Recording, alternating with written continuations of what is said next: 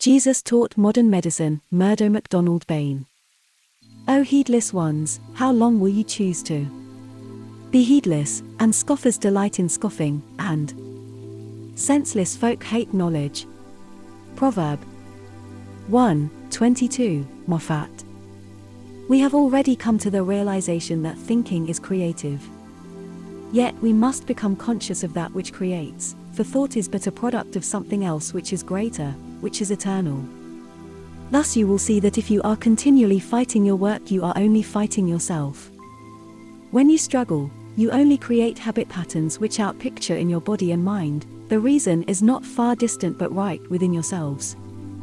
Do you know that when you realize fully the oneness of all things, you can begin to express the unlimited resources of the universal mind, that mastermind that controls and directs all things large or small?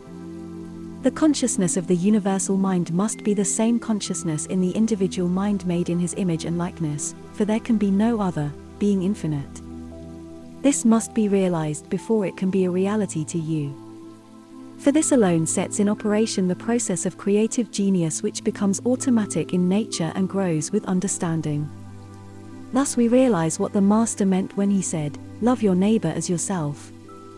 When we hate our enemies, we are giving them power over us, over our sleep, our appetite, our blood pressure, our stomach ulcers, our health, our happiness. Your enemies would dance with glee if they knew how they were worrying you to death, how they were turning your days and nights into turmoil. If selfish people try to take advantage of you in your daily business or daily tasks, just cross them out of your mind. Do not try to get even with them, you only hurt yourself more. Remember the Master's words, "The least you do unto one of these, so you do unto me." In other words, it means the least you do unto one of these, you do unto yourself. It has been proved that in 90% of cases of hypertension, in other words, high blood pressure, the cause is chronic resentment, and in many cases causes heart trouble. Here we have the habit patterns externalized on the body. So when Jesus said, "Love your enemies," he was not preaching ethics which so many people believe. He was really practicing 20th century modern medicine.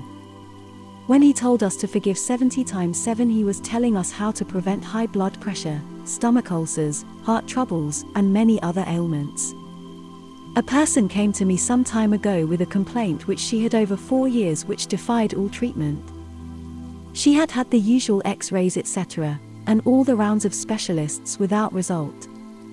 When I told her as soon as she would forgive her sister and become friends, the trouble would cease, she looked at me in amazement and said, "How do you know that I hate my sister and her husband?" I said, "By your complaint."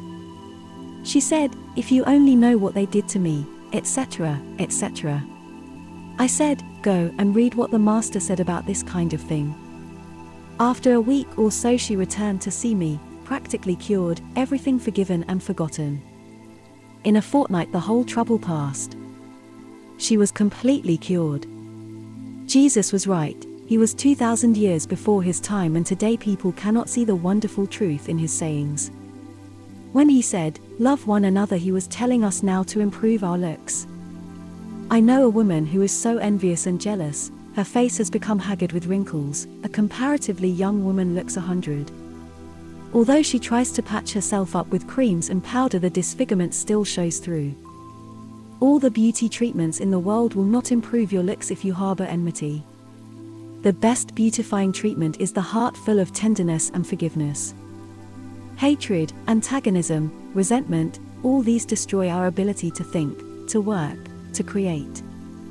You must get along with your fellows. You can prevent an inharmonious atmosphere if you will always remember the law.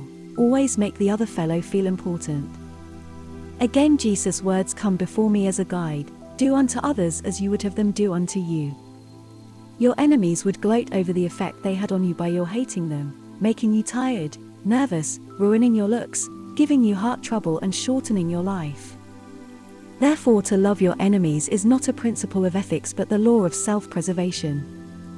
If you are not saintly enough to love your enemies, you can, for the good of your health and happiness, at least not hate but forgive and forget. If we do not forget, then we are liable to kindle a smoldering fire that destroys our health, happiness, and ability to work efficiently. I must remind you again that this is not a letter on ethics but a lesson for your daily living. Where there is a will, there is a way. The will is not something that we have to create. It exists as the motive power behind all creation, and when we become aware of our oneness with the whole, it operates automatically. But we cannot have this will unless we forgive. Remember, when you forgive others, you forgive yourself. To be able to forgive, we must become big in ourselves. We must become absorbed in something infinitely bigger than the narrow-centered self. Then insults and enmities which we encounter will not matter. We will become oblivious to everything but our cause. Jesus was absorbed in the cause of humanity, and he is still the greatest figure in the world even today. The insults hurled at him by those who should have known better did not disturb his calm interior, because he knew. O heedless ones, how long will you choose to be heedless? And scoffers delight in scoffing, and senseless folk hate knowledge. Great men will always be denounced and insulted, but they are too wise to retaliate. Take some of the great men of the past and present. When they are attacked and abused, they smile, for they know, a smooth tongue turneth away wrath.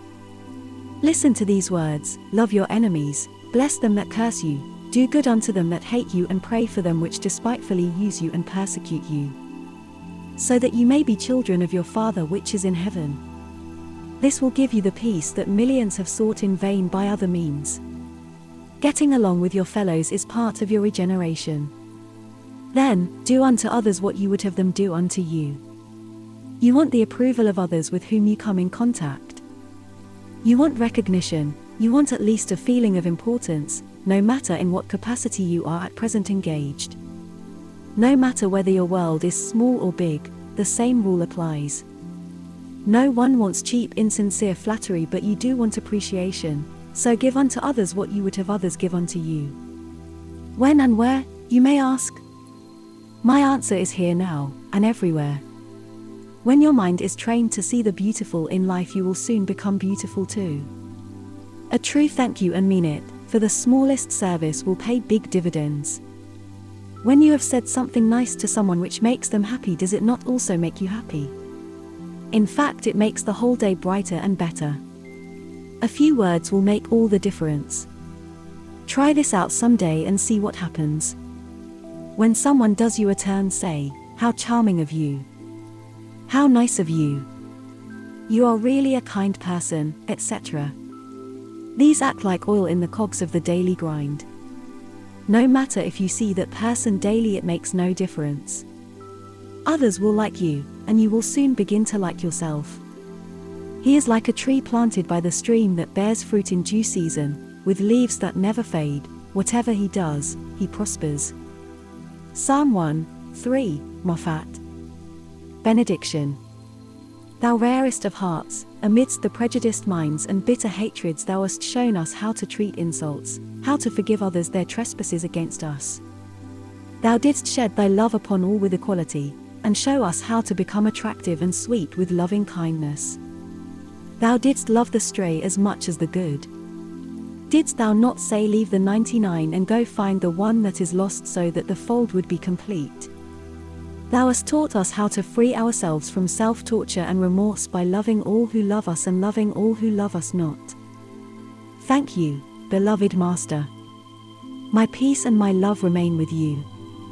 Yours sincerely, 𝗦 MacDonald-Bayne.